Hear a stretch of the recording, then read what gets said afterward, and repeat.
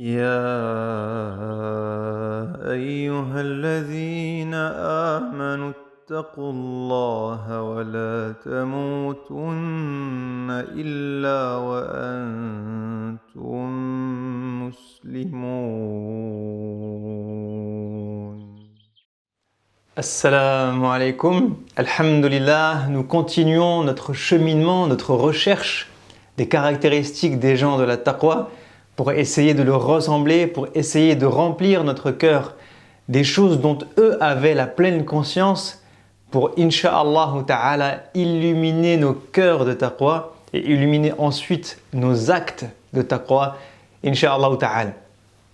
La caractéristique, le comportement dont je voulais vous parler aujourd'hui, Allah subhanahu wa ta'ala nous le décrit dans une des descriptions des gens de la taqwa dans sourate Al-Dhariyat.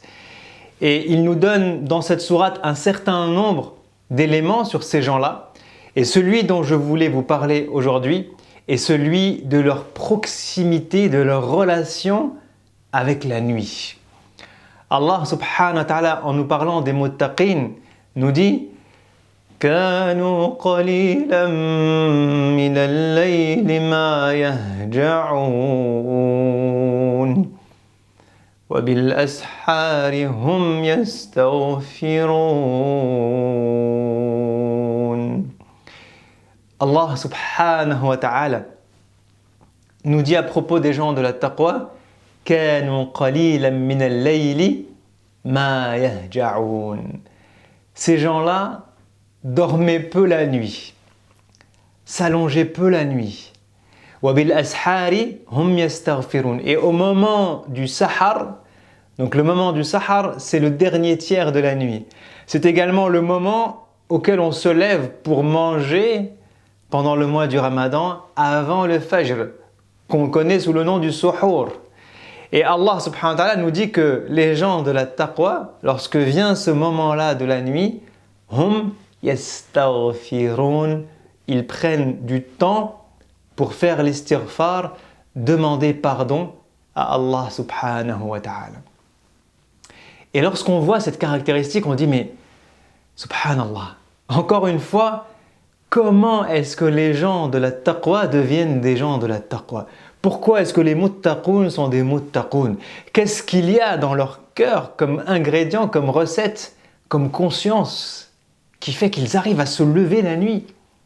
À se lever la nuit pour prier, à se lever la nuit pour lire le Coran, à se lever la nuit pour faire du dhikr, à se lever la nuit pour faire de l'istighfar. Mais qu'est-ce qui a bien pu se produire dans la tête de ces gens-là pour trouver la motivation de dormir peu ou à minima de dormir et d'avoir un moment où ils se réveillent puis se rendorment et profiter de la nuit? Eh bien, encore une fois, essayons d'explorer la pleine conscience qu'ils avaient dans leur cœur, la pleine conscience que ces gens-là ont et qui leur permet de faire ces choses-là. Si on veut analyser les raisons, les motivations, on peut en trouver plusieurs. La première qu'on pourrait comprendre, eh bien, c'est de se rappeler qu'en fait la nuit est un moment spécial. La nuit n'est pas un moment comme les autres, en termes d'adoration, en termes de spiritualité, en termes d'intimité avec Allah subhanahu wa ta'ala, en termes d'élévation spirituelle. 10 minutes de prière ou de dhikr pendant la nuit, ce n'est pas 10 minutes pendant la journée. Et Allah subhanahu wa ta'ala le dit au prophète sallallahu alayhi wa sallam, lorsqu'il lui révèle une des premières sourates qu'il descend sur le messager sallallahu alayhi wa sallam, sourate Al-Muzammil. Et il lui dit قُمِ اللَّيْلَ إِلَّا قَلِيلًا نِصْفَهُ أَوْ انْقُصْ مِنْهُ قَلِيلًا إِنَّا سَنُلْقِي عَلَيْكَ قَوْلًا ثَقِيلًا. Donc il lui introduit le sujet en disant Ya ayyuhal muzammil, ô toi qui es dans ta couverture, qui est en train de dormir, lève-toi. Qum, lève-toi pour prier la nuit, pour te réveiller la nuit, pour évoquer Allah la nuit. Garde un moment de ta nuit où tu es debout, où tu es éveillé.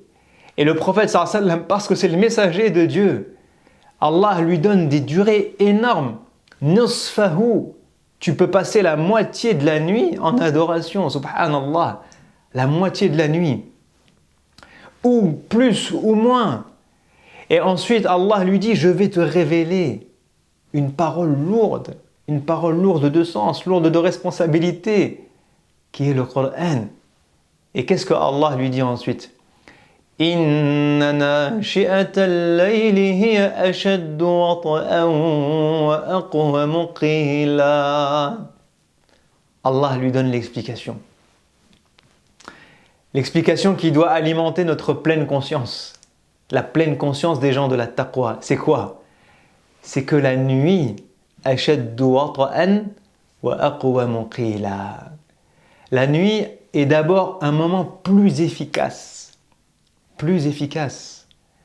Ça veut dire quoi, plus efficace? Ça veut dire que c'est un moment plus rentable.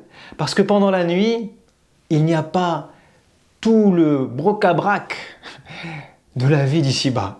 Il n'y a pas tout le désordre, il n'y a pas toute la pollution sonore, toute la pollution visuelle, toutes les idées, tout le travail, tout ce qui nous passe par la tête, tout le téléphone qui sonne, il n'y a pas tout ça. Les commerçants, à l'époque du prophète sallallahu alayhi wa sallam, le bruit, les appels. La nuit, tout est calme. Et subhanallah, je ne sais pas, mais moi je sais que depuis que j'ai des enfants par exemple, c'est quelque chose que j'ai remarqué beaucoup plus. Parce que tant que les 3 enfants, alhamdoulilah, sont réveillés, il n'y a pas de calme. C'est la course, c'est les cris, c'est la rigolade, c'est les jeux, c'est les pleurs, c'est fais ci, ne fais pas ça. C'est on va manger, on va prendre la douche, on va faire ci, on va se brosser les dents, on va faire les devoirs, on va se poser, on va discuter, on va résoudre tel problème, on va aller à l'hôpital, on va essayer de trouver un médicament. Subhanallah, on a l'impression que la vie contient énormément de préoccupations. Et subhanallah, moi je me rends compte que lorsque les 3 enfants vont dormir, on a du silence. Subhanallah. Et Allah nous dit que le silence de la nuit est plus propice à la méditation. Il est plus propice à la lecture du Coran. Il est plus propice à la prière de nuit. Il est plus propice au dhikr. Parce qu'à partir du moment où il y a du calme, à partir du moment où il y a du silence, à partir du moment où il y a de l'apaisement, à partir du moment où les 40 personnes qui ont l'habitude de m'envoyer des textos, des messages, des SMS, des mails, des appels, m'oublient, et que mon téléphone arrête de sonner, et que moi j'arrête de m'en préoccuper, eh bien le cœur devient libre de tout ça. Et il trouve un moment propice à la proximité avec Allah subhanahu wa ta'ala. Et Allah a fait ça dans la nuit parce que Allah veille aussi à l'équilibre entre notre rôle dans la société et notre relation avec lui. Et ça, c'est quelque chose de magnifique dans notre religion. Parce que Allah, dans Surat Al-Muzammil, il dit au messager sallallahu alayhi wa sallam « Inna laka fin nahari sabahan tawila » Tu as dans ta journée énormément d'activités, énormément de travail, énormément de boulot. Et Allah aurait pu dire à son messager, arrête de travailler. Il aurait pu dire à son messager, la prière est plus importante que le travail. La prière est plus importante que ton commerce. Le Coran et le dhikr sont plus importants que tout ce que tu as à faire dans ta journée. Arrête tes activités, reste 24 heures sur 24 à la mosquée et comme ça tu te rapprocheras de Dieu. Non. Ça, ce n'est pas notre Créateur. Ça, ce n'est pas notre religion. Notre religion, c'est tu as du boulot dans la journée, alors donne-toi à fond. Sois sérieux. Œuvre pour la société. Œuvre pour ramener de l'argent et nourrir tes enfants et nourrir ta famille. Ça, c'est ton boulot. Et parce que tu es très pris dans la journée, utilise d'autres outils qui sont la prière 5 fois par jour, qui sont des pauses de 5 minutes. Des pauses de 5 minutes dans ta longue journée et qui te permettent de te ressourcer et de ne pas oublier Allah subhanahu wa ta'ala. Utilise le dhikr. وَاذْكُرِ اسْمَ رَبِّكَ وَتَبَتَّلْ إِلَيْهِ تَبْتِيلًا. Le dhikr, c'est une adoration qui est magnifique parce que je peux la faire à chaque instant. Je peux la faire en étant assis, en étant debout, en marchant, en dormant, en étant allongé, en étant en train de travailler, en étant en train de réfléchir. Je peux faire du dhikr quand je veux. Je peux dire Bismillah, Alhamdulillah, Subhanallah, Allahu Akbar. Allahumma salli wa sallim wa barik ala Sayyidina Muhammad. Astaghfirullah, astaghfirullah. Ma sha Allah, la quwwata illa billah. je peux remplir mon cœur avec une parole qui prend 1 seconde à dire. Et ça, c'est l'outil de l'éveil spirituel de la journée. Parce que la journée, le travail prend du temps. Et c'est ma priorité, c'est Allah qui l'a dit à son messager sallallahu alayhi wa sallam. En revanche, la nuit, les gens dorment, les enfants dorment, le travail est terminé, il n'y a plus des gens qui m'appellent, je n'ai plus besoin d'aller en réunion, je n'ai pas besoin de faire du commerce, je n'ai pas besoin de faire ci et de faire ça, je n'ai plus besoin de répondre au téléphone. Et là, je peux me poser longuement. Je peux me poser longuement avec Allah subhanahu wa ta'ala. Et là, je suis dans un moment plus efficace et plus propice à les paroles que tu vas prononcer pendant la nuit sont plus fortes, sont plus belles, sont plus lourdes de sens, sont plus impactantes. Lorsque tu vas dire Alhamdulillah pendant 10 minutes, 15 minutes, 20 minutes, 30 minutes, tu as ton temps, eh bien ce sera beaucoup plus impactant, beaucoup plus efficace. Tu peux prendre ton temps pendant la nuit. Donc la première des choses dont les gens de la taqwa ont clairement conscience, c'est que l'alternance entre la nuit et le jour est un des signes miraculeux de la création d'Allah. Et Allah, parce qu'il nous a créés, eh bien, il nous a donné des outils pour la nuit et des outils pour le jour. Et la nuit, eh bien, est plus propice à la proximité d'Allah subhanahu wa ta'ala et à plus de temps et plus de calme et plus d'apaisement pour faire de la nuit un moment d'éveil spirituel. Ça, c'est la première des choses dont les gens de la taqwa ont conscience. La deuxième chose dont les gens de la taqwa ont conscience, c'est que Allah se rapproche de nous pendant la nuit. Et en particulier, pendant le dernier tiers de la nuit.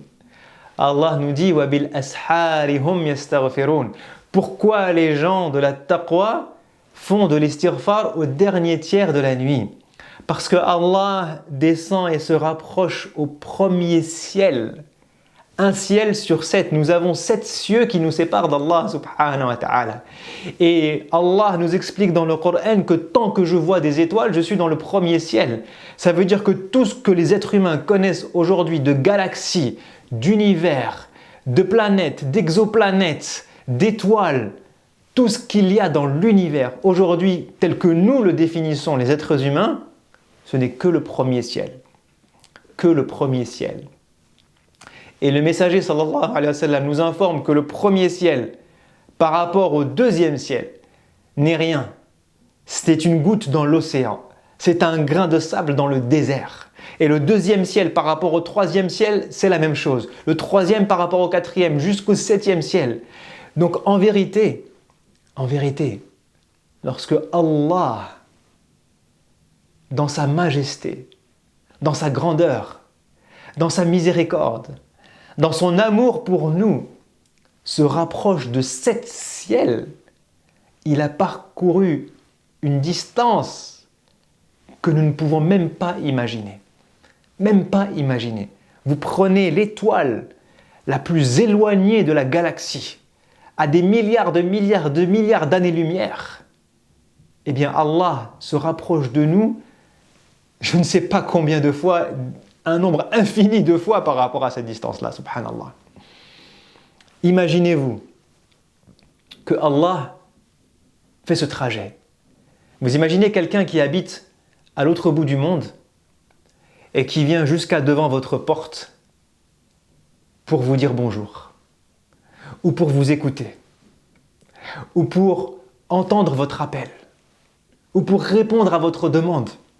Vous imaginez quelqu'un qui vient de l'autre bout du monde, quelqu'un qui vient d'Australie, quelqu'un qui vient de Chine, quelqu'un qui vient des États-Unis jusqu'à Paris, qui fait 10 heures, 20 heures, 30 heures de vol, et qui vient jusqu'à chez vous, et qui s'arrête devant le palier, et que vous n'avez plus qu'à ouvrir la porte pour lui parler, et que vous ne faites même pas cet effort. Et bien ça, c'est ce que nous faisons avec Allah, lorsqu'il descend chaque nuit, subhanallah, chaque nuit. Chaque nuit, Allah descend dans son dernier tiers de la nuit pour parler à ses créatures, pour pardonner à ses créatures, pour recueillir les invocations de ses créatures. Subhanallah. il fait toute cette distance. Et nous, on n'ouvre même pas la porte. Donc les gens de la taqwa, ont dans leur cœur cette conscience profonde du fait que Allah se rapproche, que Allah est à ma porte. Allah, tous les soirs, dans le dernier tiers de la nuit, est devant la porte de chez moi. Subhanallah. Et j'ai juste à me lever pour lui parler. Et je ne le fais pas. Et ça, c'est la motivation qui fait que ces gens-là arrivent à se lever la nuit, arrivent à prier la nuit, arrivent à faire de l'istighfar dans le dernier tiers de la nuit. Nous, on a l'habitude pendant le mois du Ramadan de se réveiller le dernier tiers de la nuit, mais tout le monde se réveille parce qu'il a faim. Tout le monde se réveille pour manger. Tout le monde se réveille de peur d'avoir faim durant la journée. Mais combien se réveillent en se gardant 5 minutes pour parler à Allah, 5 minutes pour dire astaghfirullah, 10 minutes pour faire des du'as. Et ça, on peut le faire toute l'année. Même si on n'arrive pas à prier pendant des heures, qu'est-ce qui nous empêche de faire 2 rak'at? Qu'est-ce qui nous empêche de le faire une fois par semaine? Et si on n'arrive pas à le faire dans le dernier tiers de la nuit, parce qu'on démarre dans notre cheminement et qu'on n'est pas à ce niveau-là de foi, qu'est-ce qui nous interdit de le faire dans le début de la nuit? La nuit démarre en hiver des fois à 18h, 19h. Et en été, des fois, c'est effectivement 22h, 23h, minuit. Mais qu'est-ce qui m'empêche de faire 2 rak'at de plus à 19h, à 20h, à 21h, avant d'aller me coucher? Qu'est-ce qui m'empêche de faire ça? De prendre 5 minutes pour profiter de ce moment propice à la proximité avec Allah subhanahu wa ta'ala. De lire quelques versets avec méditation, de faire quelques istighfar, de faire un petit peu de dhikr. Qu'est-ce qui m'empêche de ça? Ce qui m'empêche, c'est que mon cœur n'est pas rempli de la pleine conscience de Dieu. Que mon cœur n'a pas conscience de l'importance de la nuit, de la récompense des prières de nuit. Mon cœur n'a pas conscience de l'efficacité spirituelle de ce moment-là. Mon cœur n'a pas conscience de la lourdeur de chaque parole que je vais prononcer pendant cette nuit dans ma balance. Mon cœur n'a pas conscience de la proximité, du fait que Allah est à la porte de chez moi, dans le dernier tiers de la nuit. Mon cœur n'a pas conscience de ça. Et donc ce que je m'invite moi-même, le premier à faire, et chacun d'entre nous, incha'Allah ta'ala, si nous voulons cheminer un petit peu vers la voie des gens de la taqwa, dans ces qualités des gens de la taqwa, eh bien c'est d'essayer, un tant soit peu, d'intégrer dans notre cœur la valeur de la nuit, la valeur des adorations de nuit, la valeur des veillées spirituelles. Et même si cette veillée ne dure que 5 minutes pour démarrer, eh bien, alhamdulillah, ce sera 5 minutes de prix. D'ailleurs, dans la fin de Surat Al-Muzammil, Allah, après avoir demandé à son messager de prier plus de la moitié de la nuit, d'accord? Et les compagnons les ont suivis. Ont suivi le prophète sallallahu alayhi wa sallam. Certains compagnons ont dit, au bout de quelques mois, on ne tenait plus. Au bout de quelques semaines, on ne tenait plus, parce que c'est le messager sallallahu alayhi wa sallam. Quasiment personne sur terre est capable de prier toutes les nuits, 2 tiers de la nuit. C'est impossible, humainement parlant. Et Allah a révélé les derniers versets de Surat Al-Muzammil, où il leur dit « Faqara'u ma tayassara minhu » Il leur dit, je sais qu'il y a parmi vous des gens malades, des gens qui travaillent, des gens qui n'ont pas de temps, des gens qui sont au front, des gens qui se battent. Je sais qu'il y a toutes ces catégories dans la population. Alors ce que je vous demande, ce n'est plus de prier la moitié de la nuit ou les 2 tiers ou le tiers de la nuit. Priez ce que vous pouvez. Lisez ce que vous pouvez du Coran. Lisez 1 verset, lisez 2 versets, lisez 5 versets, lisez 1 page, lisez 2 pages. Mais faites quelque chose. Faites quelque chose. Dites-lui, oui, je travaille, ya Allah. Je travaille. Et je ne peux pas me coucher trop tard. Je ne peux pas passer 3 heures en prière de nuit. Je ne peux pas passer 1 heure en prière de nuit. Je ne peux pas passer 3 heures à lire le Coran, à faire du dhikr. J'y arrive pas. Je ne peux pas me lever à 5 heures du matin. J'y arrive pas. Mais je peux prendre 10 minutes à 21 heures. Je peux prendre 5 minutes à 19 heures. Je peux prendre 5 minutes avant le fajr quand je me réveille. Je peux ou je ne peux pas. Faites ce qui vous semble faisable. Faites ce qui vous semble facile. Faites ce qui est à la hauteur de vos moyens. Mais faites quelque chose. Faites quelque chose. Allah nous a ouvert toutes les portes. Il nous a tout facilité, tout simplifié. Il ne reste que à insérer la taqwa dans nos cœurs, la pleine conscience de l'importance de la nuit dans nos cœurs. et commencer par un petit pas avec Allah durant la nuit, Inch'Allah ta'ala, pour essayer d'atteindre un petit peu de la taqwa, des gens de la taqwa. Je vous dis à la prochaine, Inch'Allah. Assalamu alaikum wa rahmatullahi wa barakatuhu. ذلك الكتاب لا ريب فيه هدى للمتقين